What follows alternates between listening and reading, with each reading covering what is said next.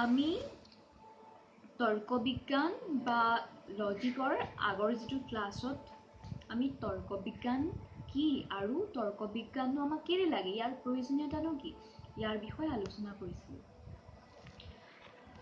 এতিয়া আমি আজি কি কৰিম, আজি আমি তৰ্ক বিজ্ঞানক কিয় অনুমানৰ বিজ্ঞান, why logic is called science of reasoning, আমি আজি তাৰ বিষয়ে অলপ আলোচনা কৰিম। এতিয়া প্ৰথমতে তৰ্ক বিজ্ঞান বা লজিক মানে কি আছিলে বাৰু? তৰ্ক বিজ্ঞান মানে আছিলে যে ইয়াক কোৱা হয় ভাষাত প্ৰকাশিত চিন্তাৰ বিজ্ঞান। Logic is the science of thought which expressed in language. এতিয়া ভাষাত প্ৰকাশিত চিন্তাৰ বিজ্ঞান বা science of thought which expressed in language, তাৰ মানেনো কি হয়?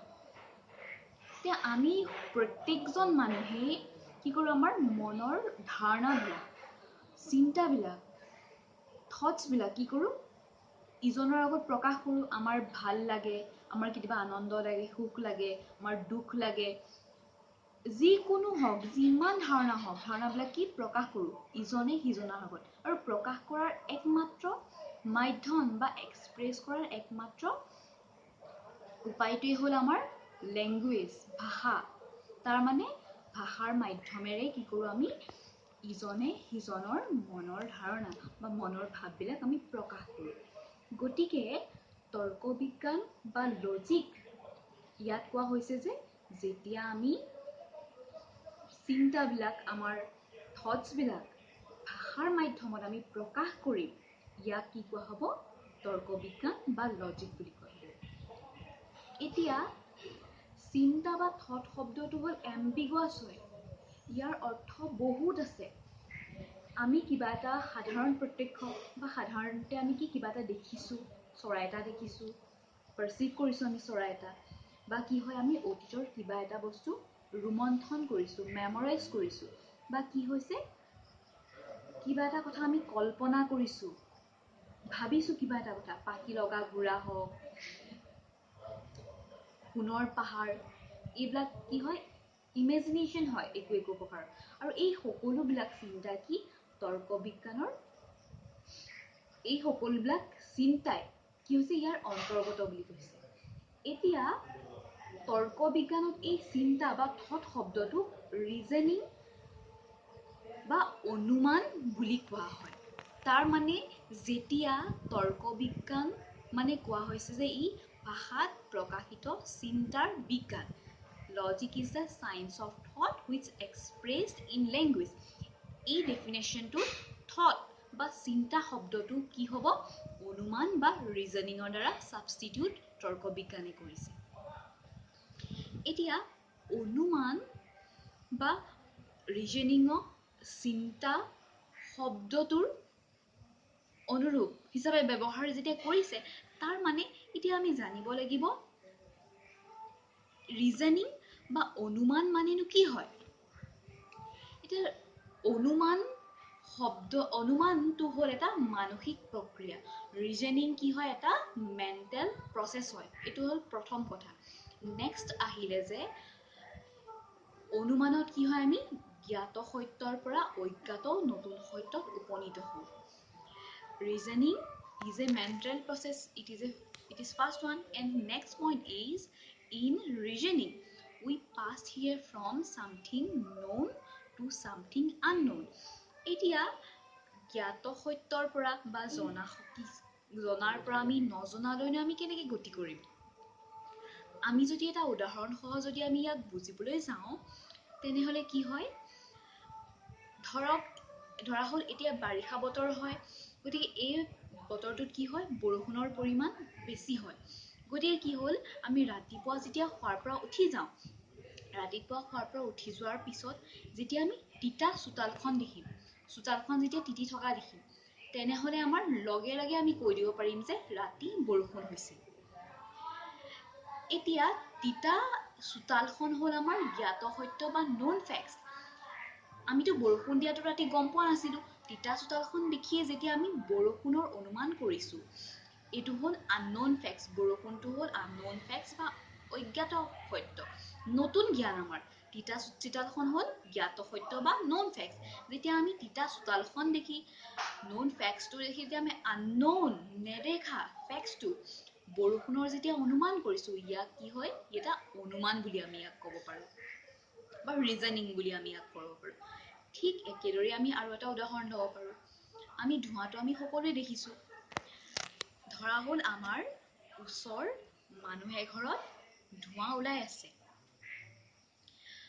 আমি কি হ'ল আমাৰ ঘৰৰ পৰা মোৰ ঘৰৰ ওচৰৰ মানুহৰ ধোঁৱা ওলাই আছে মই মোৰ নিজৰ ঘৰৰ পৰা দেখিছোঁ পাৰচিভ কৰিছোঁ ধোঁৱাখিনি দেখাৰ লগে লগে মই ইমিডিয়েটলি মোৰ মাইণ্ডত আহি যাব যে তাত জুই আছে তাৰ মানে ধোঁৱাখিনি হ'ল নন ফেক্টছ ইয়াত আননৌন ফেক্টছ বা অজ্ঞাত সত্যটো হ'ল জুইখিনি ধোঁৱাখিনি দেখাৰ লগে লগে ইমিডিয়েটলি যে মোৰ মনলৈ জুই ধাৰণাটো আহিছে ইয়াক আমি অনুমান বুলি ক'ব পাৰোঁ তাৰ মানে অনুমান বা ৰিজনিঙত কি হয় আমি এটা দেখা বস্তুৰ পৰা এটা নেদেখা বস্তুলৈ আমি গতি কৰোঁ আৰু ই এটা মানসিক প্ৰক্ৰিয়া হয় যেতিয়া মই ৰাতিপুৱা শুৱাৰ পৰা উঠি গৈ যেতিয়া মই তিতা চোতালখন দেখি লৈ ইমিডিয়েটলি মোৰ মনলৈ আহিলে যে ৰাতি বৰষুণ পৰিছিল আৰু মই ভিতৰলৈ আহি পিনে যেতিয়া মই মোৰ মা দেউতাক যেতিয়া মই ক'লোঁ যে চোতালখন তিতি আছে ৰাতি বৰষুণ পৰিছিল যেতিয়া মই ভাষাৰ মাধ্যমত মোৰ মা দেউতাক এই কথাখিনি কৈ দিম তেতিয়া এই কি হৈ যাব আৰ্গুমেণ্ট বা যুক্তি এতিয়া যুক্তিত পৰিণত হৈ যাব তাৰ মানে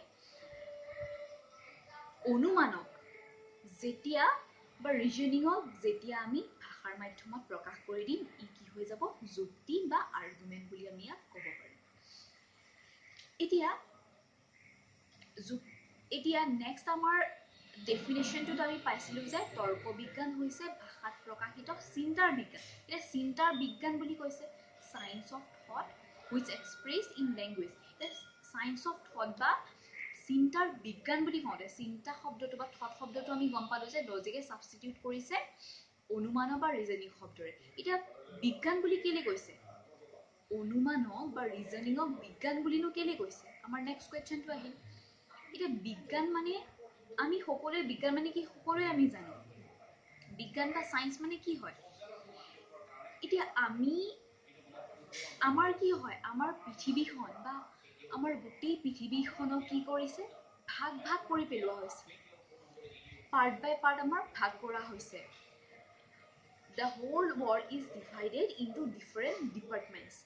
সায়েন্সে কিন্তু এইটো ভাগটো কৰিছে বিজ্ঞানে এই ভাগটো কৰিছে কি কৰিছে উদ্ভিদবিলাকক এটা ভাগ কৰিছে আমাৰ মানুহবিলাকক একেটা বেলেগ ভাগ কৰিছে কেমিকেলছবিলাকক বেলেগ ভাগ কৰিছে আৰু ইয়াত কি কৰিছে বিজ্ঞানে এই প্ৰতিটো ভাগৰ বিষয়ে এটা যথাৰ্থ পুংখানুপুংখ চিষ্টেমেটিকেলি ষ্টাডি কৰিছে এতিয়া বায়'লজি কেমেষ্ট্ৰি বটানী এতিয়া বায়'লজিয়েটো বটানীৰ কথা আলোচনা নকৰে বা বটানীয়েটো কেমেষ্ট্ৰিৰ কথা আলোচনা নকৰে তাৰ মানে আমাৰ পৃথিৱীখনক সায়েন্সে কি পাৰ্ট বাই পাৰ্ট ভাগ কৰি দিছে আৰু প্ৰতিটো কি কৰে সায়েন্সৰ বিভাগে সেই নিৰ্দিষ্ট বিভাগটোৰ বিষয়েহে বা সেই চাৰ্টেইন ডিপাৰ্টমেণ্টটোৰ বিষয়েহে অধ্যয়ন কৰে চিষ্টেমেটিকেলি ষ্টাডি কৰে এতিয়া সায়েন্সত আৰু এটা কথা আহি যায় যে সায়েন্সে অকল ষ্টাডিয়ে নকৰে ই কি কৰে ভেৰিফিকেশ্যন বা প্ৰামাণ্যিকৰণ কৰি দেখুৱায় এই সায়েন্সে যেতিয়া কিবা এটা বস্তু প্ৰমাণ কৰি দেখে তেতিয়াহে আমি সেই বস্তুটো কি হয় নিশ্চিত বা চাৰ্টেইন ট্ৰুথ হিচাপে আমি লওঁ ইয়াক ধৰা হ'ল আমাৰ এতিয়া বৰ্তমান সময়ত কি হৈছে গোটেই পৃথিৱী গোটেই ৱৰ্ল্ডত কি হৈছে কৰোণা মহামাৰীয়ে দেখা দিছে আৰু কৰোণা মহামাৰীৰ ফলত কি হৈছে আমাৰ অৰ্থনীতিতে হওক আমাৰ সকলো দিশতে কি কৰিছে এই কৰোণাই প্ৰভাৱ পেলাইছে এতিয়ালৈকেতো আমাৰ ভেকচিন ওলোৱা নাই এতিয়া কি হ'ব এতিয়া কাৰণ সাইণ্টিষ্টবিলাকে কি কৰি আছে সাইণ্টিষ্টবিলাকে ভেকচিন ওলোৱাত সকলোৱে উঠি পৰি লাগিছে কিন্তু এতিয়ালৈকে কোনেও ভেকচিন উলিয়াব পৰা নাই কিন্তু সিহঁত সকলোৱে কি কৰি চিষ্টেমেটিকেলি ষ্টাডি কৰি আছে তাৰ মানে সায়েন্সত বা বিজ্ঞানত কি হয় কেৱল চিষ্টেমেটিকেলি ষ্টাডি কৰিলে নহ'ব ইয়াক কি কৰিব লাগিব যেতিয়ালৈকে ভেৰিফাই কৰিব নোৱাৰে প্ৰামাণ্যিকৰণ কৰিব নোৱাৰে তেতিয়ালৈকে আমি কিবা এটা বস্তু আমি যথাৰ্থ একুৰেট বা চাৰ্টেইন নলেজ আমি ল'ব নোৱাৰোঁ। তাৰমানে verification is essential in science. প্ৰামাণ্যিকৰণ হ'ল বিজ্ঞানৰ এক মূল চাবিকাঠি বুলিও আমি ক'ব পাৰোঁ। যেতিয়ালৈকে কৰোণা ভাইৰাছৰ ভেকচিনটো নোলায়, বাছ ভেকচিনটো ওলালেও নহ'ব, ভেকচিনটো কি হ'ব লাগিব, আমাৰ ভেৰিফায়েবল হ'ব লাগিব, হ'লেহে আমি কি কৰিম, ইয়াক গ্ৰহণৰ যোগ্য হ'ব। এতিয়া যদি আমি বিজ্ঞানৰ দৰেই যদি আমি তৰ্ক বিজ্ঞান বা লজিকত চিষ্টেমেটিক ষ্টাডি কৰোঁ, তেনেহ'লে কি হ'ব, আমি বিজ্ঞানৰ দৰেই তৰ্ক বিজ্ঞানতো সত্যতা উপনীত হ'ব পাৰিম। এতিয়া আৰু এটা আমি কথা জানো যে তৰ্ক বিজ্ঞান বা লজিকৰ মূল বিষয়বস্তু মেইন ছাবজেক্ট মেটাৰটো হ'ল অনুমান বা ৰিজনিং।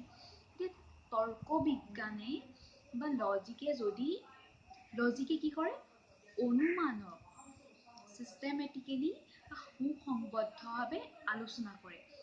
গতিকে ইয়াৰ কাৰণে কি হয়, তৰ্ক বিজ্ঞানৰ বিজ্ঞানসন্মত আলোচনা বা লজিকৰ চাইণ্টিফিক ষ্টাডি কৰাৰ কাৰণে আমি কি হয়, অনুমান বিষয়টো যিহেতু লজিক বা তৰ্ক বিজ্ঞানে সুসংবদ্ধ বা চিষ্টেমেটিক ষ্টাডি কৰাৰ কাৰণে আমি ইয়াক বিজ্ঞান বুলি আমি ক'ব পাৰোঁ। এতিয়া তৰ্ক বিজ্ঞানে কি হয়, অনুমান বা ৰিজনিঙৰ চাইণ্টিফিক ডিছকাশ্যন বা বিজ্ঞানসন্মতভাৱে আলোচনা কৰে কাৰণেই তৰ্ক বিজ্ঞানক অনুমানৰ বিজ্ঞান বুলি কোৱা হয়। এতিয়া আমি যদি প্ৰথমৰ পৰা যদি আমি আকৌ এবাৰ যদি চাওঁ কি পঢ়িলোঁ, আজি আমি কি আলোচনা কৰিলোঁ, তেনেহ'লে আমি দেখিম যে আমি পঢ়িলোঁ অনুমান মানেনো কি হয়। অনুমান মানে হ'ল ই প্ৰথমতে এটা মানসিক প্ৰক্ৰিয়া। অনুমান এটা মানসিক প্ৰক্ৰিয়া। ইয়াত কি হয়, আমি জ্ঞাত সত্যৰ পৰা অজ্ঞাত নতুন সত্য উপনীত হ'ব বিচাৰোঁ।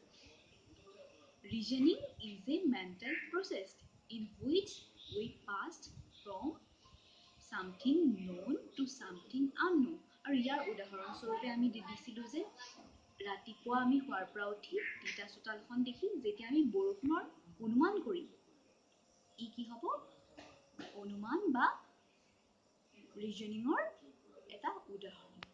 এতিয়া নেক্সট আমি ইয়াত চালোঁ যে তৰ্ক বিজ্ঞান বা অনুমানক কিয় কাৰণে বিজ্ঞান বুলি কোৱা হয়। Why reasoning is called science of why logic is called science of reasoning. তৰ্ক বিজ্ঞানক কিয় অনুমানৰ বিজ্ঞান বুলি কোৱা হয়। এতিয়া ইয়াত আমি বুজি পালোঁ যে তৰ্ক বিজ্ঞানৰ বা লজিকৰ মেইন ছাবজেক্ট মেটাৰ মূল বিষয়বস্তুটো হ'ল অনুমান বা ৰিজনিং।